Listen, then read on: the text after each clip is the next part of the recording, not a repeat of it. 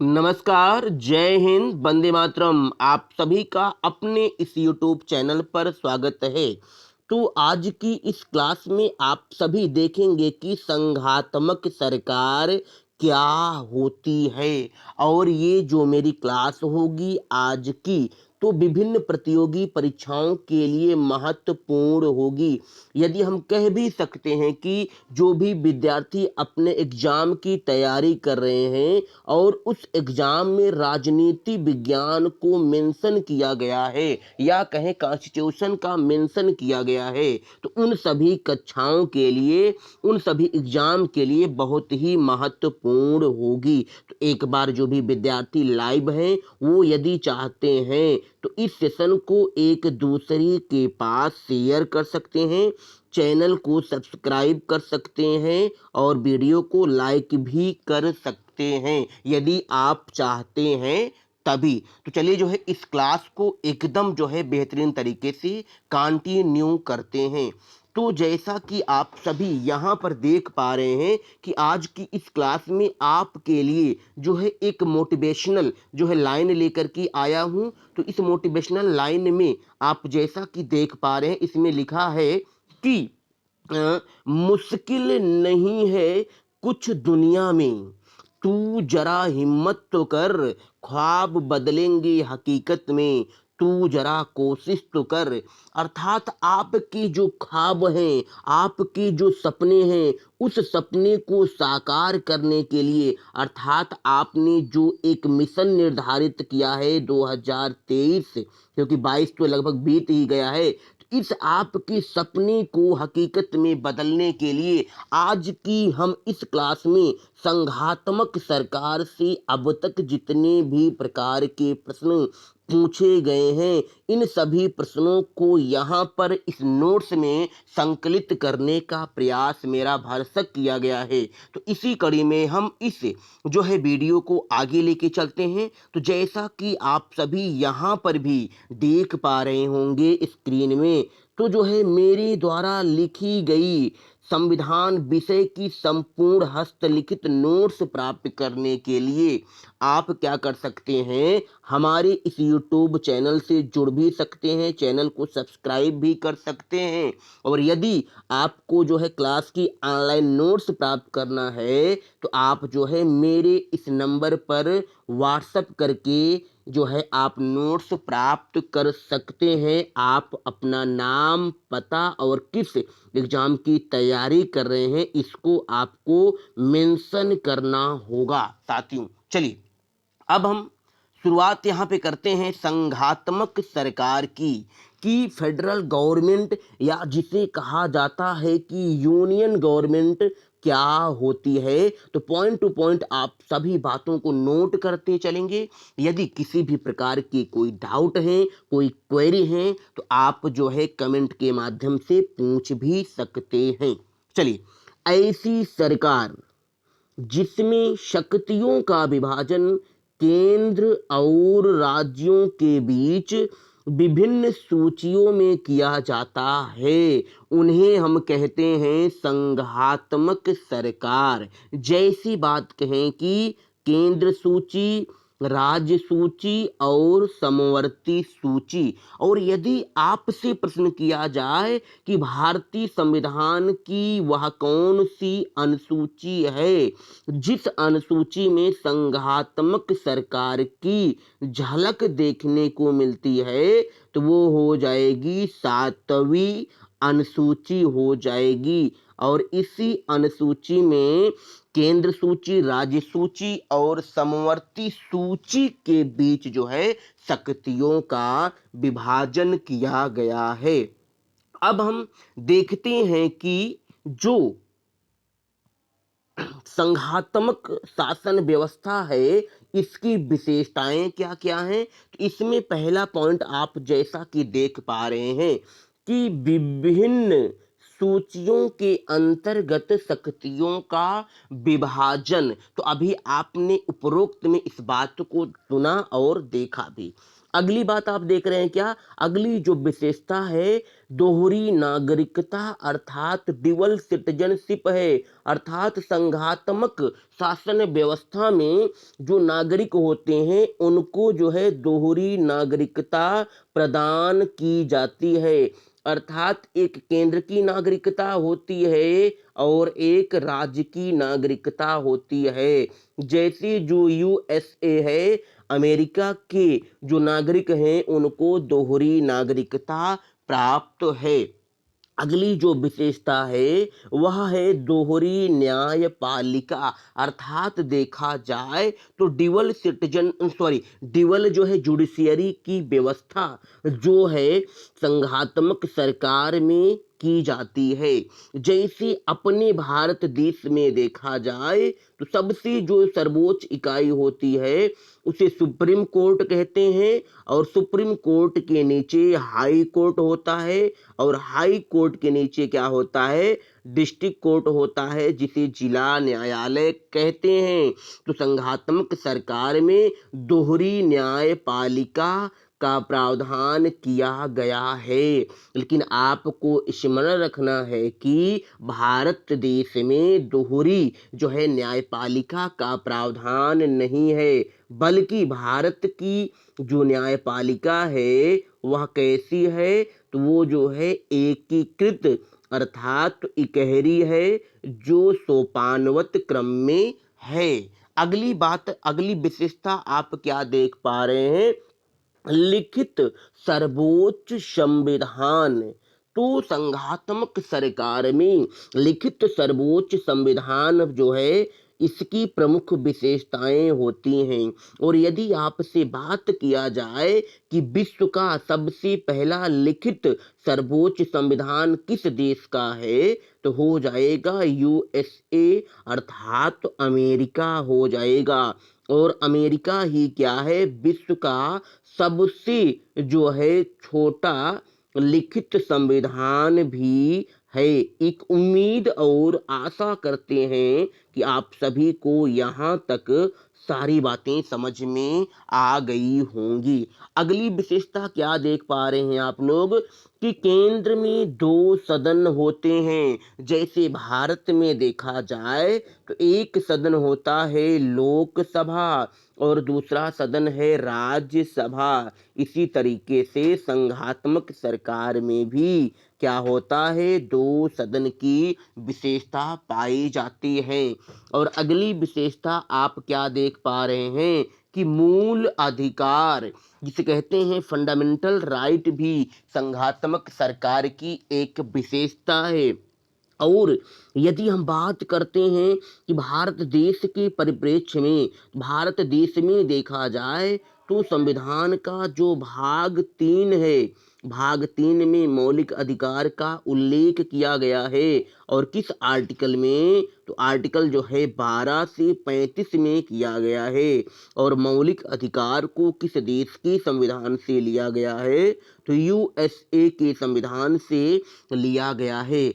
और संविधान का जो भाग 3 है विद्यार्थियों, इसी संविधान के भाग 3 को ही संविधान का बोलो क्या कहा जाता है, तो मैग्ना कार्टा जो है संविधान के भाग 3 को कहा जाता है। इस तरीके से यहाँ पर आप सभी विद्यार्थियों ने क्या देखा, संघात्मक जो सरकार या संघात्मक जो शासन प्रणाली होती है इसकी विशेषताओं के विषय में आपने अध्ययन किया।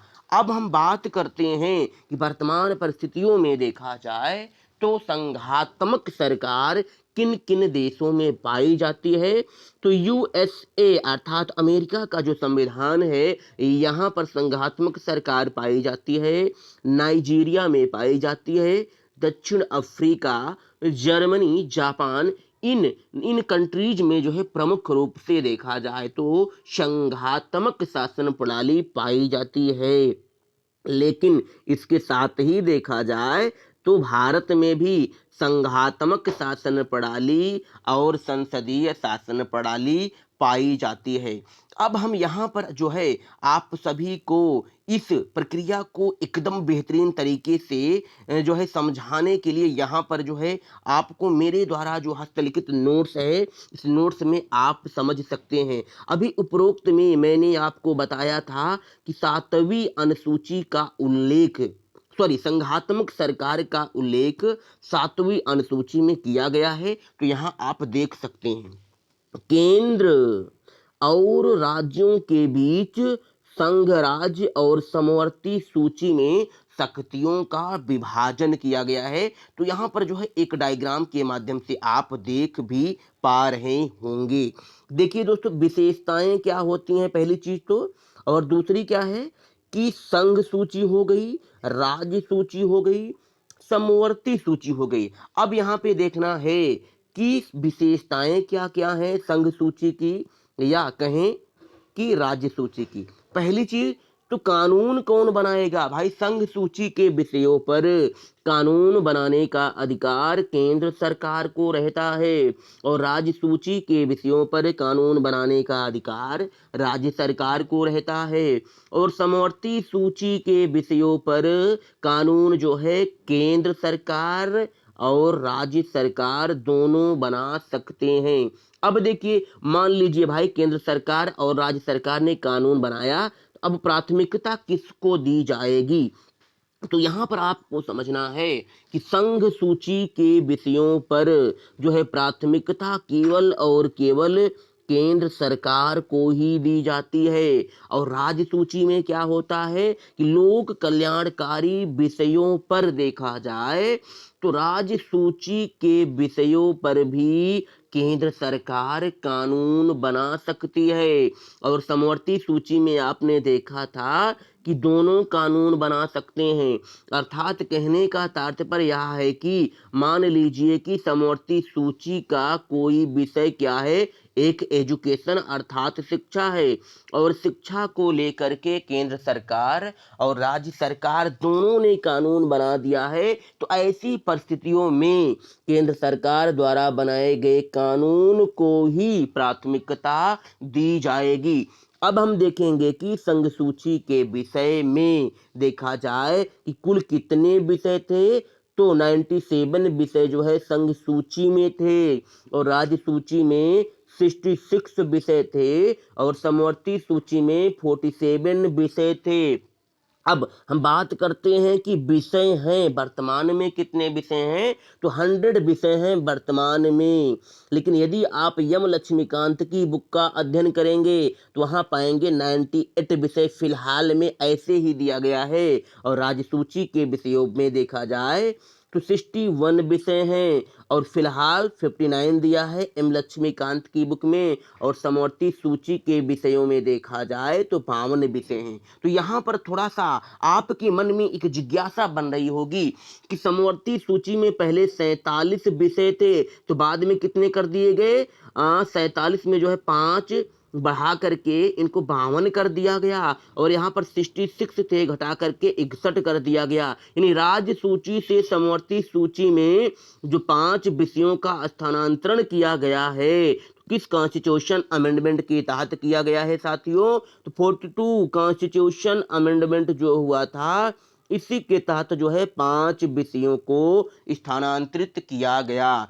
एक उम्मीद और आशा करते हैं कि यहाँ तक आप सभी को सारी बातें समझ में आ गई होंगी। अब जो है अगला पॉइंट क्या है कि कुछ महत्वपूर्ण कथन आपके लिए लेकर के आए हैं, और लेकर के आने के पीछे एक कारण यह भी था दोस्तों, क्योंकि आपके एग्जाम में देखा जाए तो कुछ महत्वपूर्ण कथन जो है आपके एग्जाम में पूछे भी गए हैं। तो आप जो है पॉइंट टू पॉइंट इस बात को नोट भी कर सकते हैं। यदि आपको इस क्लास की पीडीएफ प्राप्त करनी है तो आप जो है हमारे Telegram channel poultry with Sanjay Verma को ज्वाइन कर सकते हैं। वहां पर जो है आपको इस क्लास की पीडीएफ जो है प्रोवाइड हो जाएगी। चलिए अब हम देखते हैं कि एक विद्वान क्या है, केसी व्हीयर हैं। तो केसी व्हीयर ने जो है अपने अनुसार संघात्मक सरकार के परिप्रेक्ष्य में इन्होंने कौन सी बात कही थी, तो इन्होंने क्या कहा था, आप जैसा कि देख पा रहे हैं कि भारतीय संविधान कैसा है, अर्धसंघात्मक है। और इसके बाद एक विद्वान आते हैं, प्रोफेसर पायली आते हैं। तो प्रोफेसर पायली जी ने अपने अनुसार क्या कहा, संविधान का शरीर तो संघात्मक है, लेकिन इसकी जो सोल है वो कैसी है, एकात्मक है। और इसी कड़ी में देखा जाए तो एक विद्वान आते हैं, ग्रेनविल ऑस्टिन आते हैं। तो ग्रेनविल ऑस्टिन ने कहा कि भारतीय संविधान को सहयोगी संघवाद का नमूना माना, ग्रेनविल ऑस्टिन ने। अब यहाँ पर जो है अगला जो पॉइंट है कि अब तक देखा जाए तो संघात्मक शासन प्रणाली को लेकर के आपके एग्जाम में जो अर्थात जितने प्रकार के प्रश्न जो है बने हैं, उन सभी प्रश्नों को यहाँ पर जो है संकलित करने का प्रयास किया गया है। जैसा कि आप सभी पहला प्रश्न यहाँ पर देख पा रहे होंगे, तो पहले प्रश्न में आपसे पूछा जा रहा है कि निम्नांकित कथनों पर विचार कीजिए और अंत में दिए गए कूट से सही उत्तर का चयन कीजिए।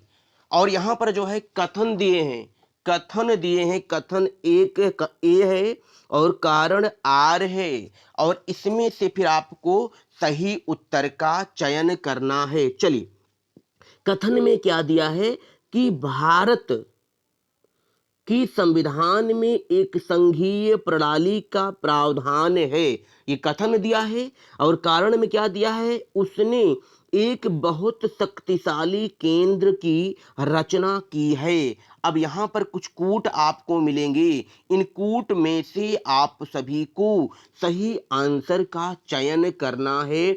4 कूट दिए हैं, इन कूटों में से आप सभी सही आंसर का चयन करें। फिलहाल हम यहाँ पर जो कथन और कारण दिए हैं, इन कथन और कारणों की विवेचना करते हैं। तो पहला जैसे कथन दिया है दोस्तों कि भारत की संविधान में एक संघीय प्रणाली का प्रावधान है। तो बिल्कुल दोस्तों, देखा जाए तो भारत के संविधान में भी संघीय प्रणाली का प्रावधान किया गया है, बिल्कुल किया गया है। और अगला क्या दिया है, उसने एक बहुत शक्तिशाली केंद्र की रचना की है। तो यहाँ पर थोड़ा सा समझेंगे, यहाँ पे क्या कह रहा है कि उसने एक बहुत शक्तिशाली केंद्र की रचना की है। तो केंद्र में देखा जाए तो वर्तमान में देखा जाए दोस्तों, भारत में तो कुल 28 राज्य हैं और क्या है, 8 केंद्र शासित प्रदेश हैं। तो भाई जब 8 यूटी अर्थात 8 केंद्र शासित प्रदेश हैं, तो एक इसमें कह रहा है ना, इसमें क्या कह रहा है, देखो ध्यान समझो, इसमें क्या कह रहा है कि एक बहुत शक्तिशाली, तो एक बहुत शक्तिशाली केंद्र की रचना नहीं है, बल्कि जो केंद्र बनाए गए हैं सभी को समान ही बनाए गए हैं, सभी को समान ही पावर्स दी गई हैं। इसके अकॉर्डिंग देखा जाए तो हमारा यथोचित आंसर क्या बनेगा, चलिए देखते हैं। दोनों दोनों ए और आर सही है, बिल्कुल गलत है, ए सही है, आर तो गलत ही था ना। फिर अगला विकल्प देखते हैं, दोनों ए और आर सही है परंतु आर ए की सही स्पष्टीकरण नहीं है, यह भी गलत है। अगला, ए सही है और आर गलत है। तो बिल्कुल पहला जो प्रश्न था, इस पहले प्रश्न का जो है विकल्प जो तीसरा है, यही क्या होगा, राइट आंसर हो जाएगा। एक उम्मीद करते हैं कि पहले प्रश्न में आप सभी को किसी भी प्रकार की कोई समस्या नहीं हुई होगी। चलिए, अब हम इसी कड़ी में बढ़ते हैं प्रश्न संख्या 2 की तरफ। तो प्रश्न संख्या 2 में आपसे क्या कहा जा रहा है, कथन ए दिया है, कथन ए में क्या दिया है कि भारत में संघवादिता व्यावहारिक नहीं है। कारण क्या कह रहा है कि भारत एक संघीय राज्य नहीं है। फिर कह रहा है कि नीचे दिए गए कूट से सही उत्तर का चयन करना है। और यहाँ पर 4 कूट दिए हैं, इन कूटों में से आप सभी को सही विकल्प की तलाश करना है। चलिए, अब हम देखते हैं कि यहाँ जो कथन और कारण दिए हैं, इन कथन और कारणों की विवेचना करते हैं। तो कह रहा है कि भारत में संघवादिता व्यावहारिक नहीं है। क्या दे रहा है? व्यावहारिक नहीं है। तो क्या देखा जाए तो भारत में जो संघवादिता है ये व्यवहारिक नहीं है। तो आप लोग कमेंट के माध्यम से बता भी सकते हैं, क्या ये जो विकल्प में कथन के रूप में दिया गया है इसको आप सही कर सकते हैं? तो अर्थात देखा जाए तो भारत में जो संघ है, भारत की जो संघीय व्यवस्था है, तो ये क्या है? व्यावहारिक नहीं है। व्यावहारिक होगा दोस्तों। व्यावहारिक इसलिए है क्योंकि व्यावहारिक भाषा में देखा जाए तो इसको समझा भी जा सकता है। अर्थात जो पहला विकल्प है दोस्तों क्या होगा? व्यवहारिक बिल्कुल सही होगा, सही होगा। और कारण में क्या दिया है? भारत एक संघीय राज्य नहीं है। बिल्कुल, भारत एक संघीय राज्य नहीं है, है। भारत एक संघीय राज्य है। तो अर्थात देखा जाए तो पहला विकल्प क्या है? सही है। और जो है कारण क्या है? गलत है। इस तरीके से हमने देखा कि प्रश्न संख्या जो 2 है इसका राइट आंसर क्या होगा? तीसरा विकल्प हो जाएगा। चलिए अब हम बढ़ते हैं प्रश्न संख्या 3 की तरफ। तो प्रश्न संख्या 3 में आपसे पूछा जा रहा है कि निम्न में से कौन एक भारत के संविधान का संघीय लक्षण नहीं है? आपको बताना है। विकल्प दिया है केंद्र तथा राज्यों के बीच शक्ति का बंटवारा, और दूसरा विकल्प दिया है पूर्ण रूप से लिखित संविधान, तीसरा विकल्प दिया है इकहरी नागरिकता, चौथा विकल्प दिया है स्वतंत्र न्यायपालिका। तो आपको बताना है कि प्रश्न संख्या 3 का राइट आंसर क्या होगा, संघीय में क्या होगा? तो बिल्कुल प्रश्न संख्या जो 3 है इसका जो राइट आंसर होगा विकल्प जो तीसरा है इकहरी नागरिकता, यही जो है आपका संघीय सरकार के परिप्रेक्ष्य में लक्षण नहीं होगा। अब हम बढ़ते हैं नेक्स्ट प्रश्न की तरफ। तो प्रश्न संख्या जो 4 है इसमें आपसे पूछा जा रहा है कि भारत में संघीय व्यवस्था से संबंधित निम्न कथनों में से कौन सा सही है? आपको बताना है। और पहला कथन दिया है संविधान शासन की मूल संरचना के लिए एक संघीय व्यवस्था की प्रस्तावना करता है।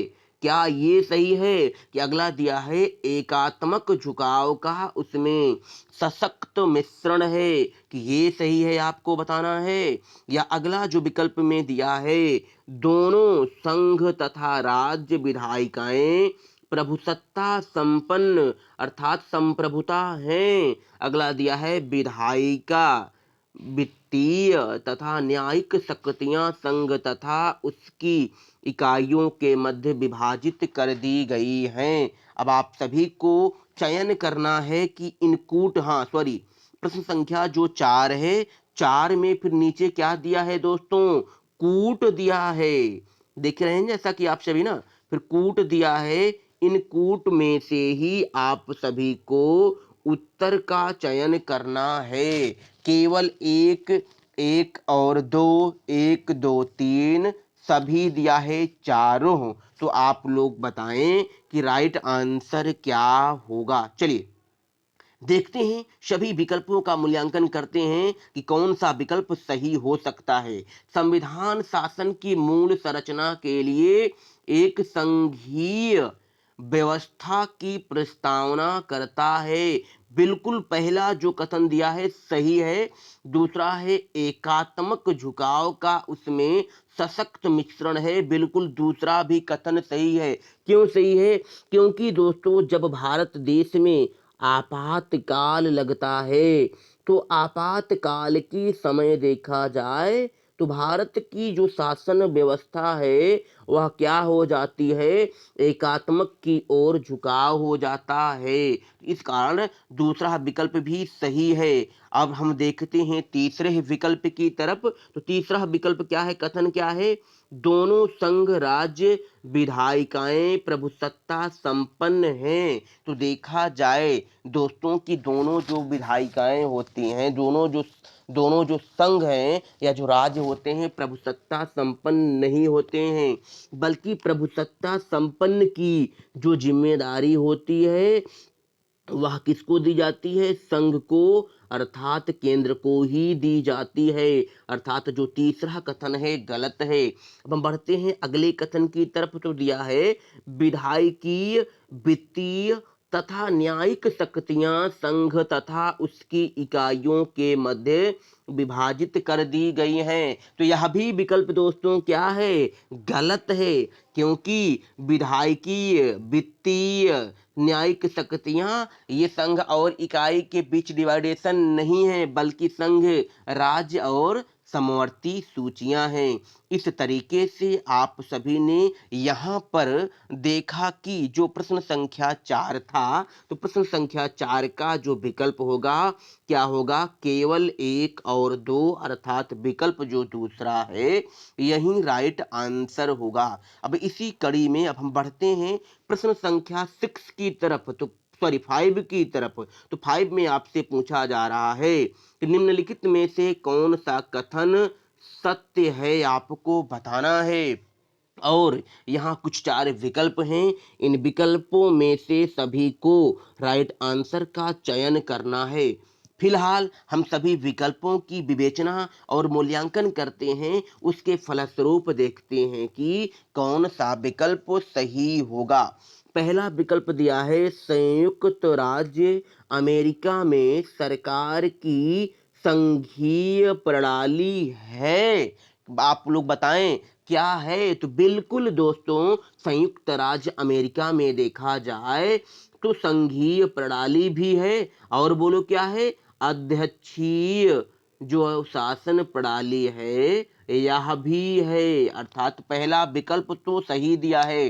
फिलहाल हम और विकल्पों का भी मूल्यांकन करते हैं। अगला क्या दिया था? भारत में सरकार की संघीय और एकात्मक दोनों प्रकार की प्रणालियां हैं। तो गलत दिया है दोस्तों। क्यों? क्योंकि भारत में देखा जाए तो संघीय प्रणाली है, लेकिन जो एकात्मक दिया है तो एकात्मक भारत में नहीं है, बल्कि यूके, यूनाइटेड किंगडम या कहें ब्रिटेन में एकात्मक शासन प्रणाली पाई जाती है। इस तरीके से दूसरा विकल्प गलत हो गया। अब देखिए, फ्रांस में सरकार की संघीय प्रणाली है। गलत है दोस्तों, क्योंकि फ्रांस में संघीय प्रणाली नहीं है, बल्कि फ्रांस में क्या है? प्रेसिडेंटियल अर्थात अध्यक्षीय शासन प्रणाली पाई जाती है। तीसरा विकल्प भी गलत। अब हम बढ़ते हैं चौथे प्रश्न की तरफ। तो पाकिस्तान में प्रधानमंत्री की नियुक्ति वहां की जनता द्वारा होती है। तो गलत, क्योंकि पाकिस्तान में वहां की जो नियुक्ति है राष्ट्रपति द्वारा की जाती है। इस तरीके से आप सभी ने देखा कि प्रश्न संख्या जो 5 है, इस प्रश्न संख्या 5 का जो राइट आंसर होगा पहला विकल्प सही हो जाएगा। एक उम्मीद और आशा करते हैं कि यहाँ तक आप सभी को सारी बातें समझ में आ गई होंगी। चलिए हम बढ़ते हैं प्रश्न संख्या 6 की तरफ। तो इसमें देखिए नीचे 2 कथन दिए गए हैं, जिनमें एक को कथन ए और दूसरे को कारण आर, रीजन कहा गया है। और अब फिर देखना क्या करना है नीचे। हाँ, ये कथन दिए हैं, फिर आपको सही उत्तर की तलाश करना है ना। चलिए अब हम देखते हैं कि कथन क्या है। कथन में कहा जा रहा है कि भारतीय संघात्मक व्यवस्था को अर्ध संघात्मक कहा जाता है। बिल्कुल सही है। और किसने कहा था? तो केसी हुइयर ने इस बात को कहा था। अब आगे देखते हैं दोस्तों।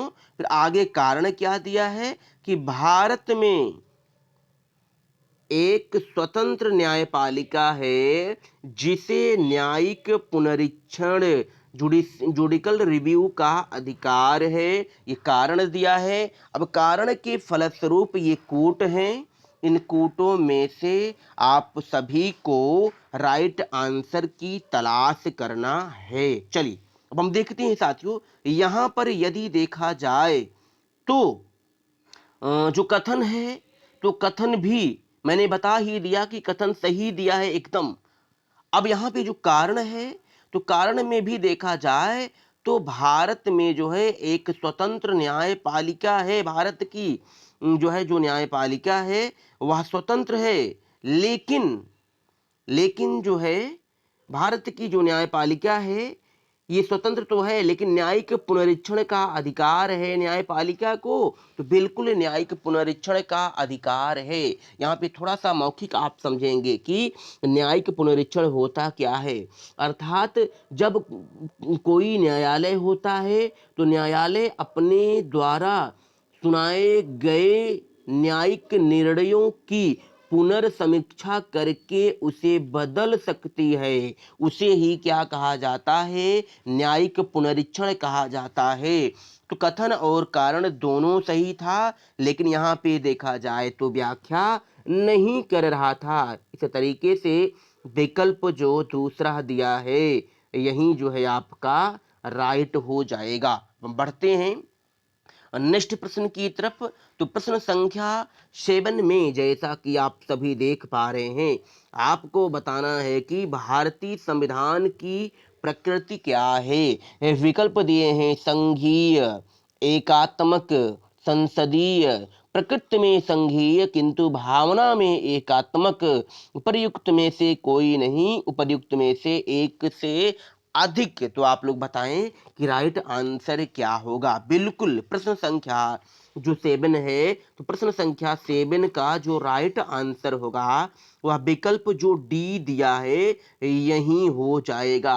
प्रकृति में संघीय है, लेकिन भावना में देखा जाए, आपातकाल में देखा जाए तो भारत का जो संविधान है वह एकीकृत हो जाता है। बढ़ते हैं नेक्स्ट प्रश्न की तरफ। तो प्रश्न संख्या 8 में आपको बताना है कि भारतीय संघवाद को सहकारी संघवाद किसने कहा है। विकल्प दिए हैं जी ऑस्टिन ने, केसी व्हीयर ने, सर आइवर जेनिंग्स ने, डी वसु ने। तो आप लोग बताएं कि राइट आंसर क्या होगा। तो प्रश्न संख्या जो 8 है इसका राइट आंसर साथियों क्या होगा। तो वैकल्प जो पहला दिया है यही जो है आपका राइट आंसर हो जाएगा। अब हम इसी तरीके से इसी क्रम में बढ़ते हैं नेक्स्ट प्रश्न की तरफ। तो प्रश्न संख्या 9 में आपको बताना है कि किसने कहा था कि भारत अर्धसंघात्मक राज्य है।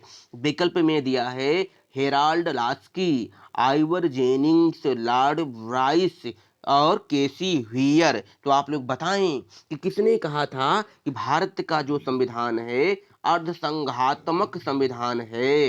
तो केसी व्हीयर ने कहा था। विकल्प जो डी है यही राइट आंसर हो जाएगा। एक उम्मीद और आशा करते हैं कि आज की ये जो मैंने क्लास आपके लिए प्रोवाइड किया ये बहुत ही महत्वपूर्ण साबित होगी आपकी प्रतियोगी परीक्षाओं के लिए। तो आज की इस क्लास का अंतिम प्रश्न लेकर के आए हैं। आपको बताना है निम्नांकित में से किस एक का कथन है कि संविधान को संघात्मकता के तंग ढांचे में नहीं ढाला गया है। विकल्प में दिया है D Vasu, K M Munshi, B R Ambedkar, A K Ayyar, Alladi Krishna स्वामी अय्यर। आप लोग बताएं कि राइट आंसर क्या होगा। चलिए थोड़ा सा वेट करते हैं आपके जवाब का। तो प्रश्न संख्या जो 10 था इसका जो राइट आंसर होगा साथियों विकल्प जो सी दिया है, वी आर अंबेडकर ने कहा था। तो आज की इस क्लास में आप सभी प्रतियोगी विद्यार्थियों ने एकदम बेहतरीन तरीके से संघात्मक सरकार के परिप्रेक्ष्य में अध्ययन किया। तो आज की क्लास में इतना ही। जय हिंद, वंदे मातरम।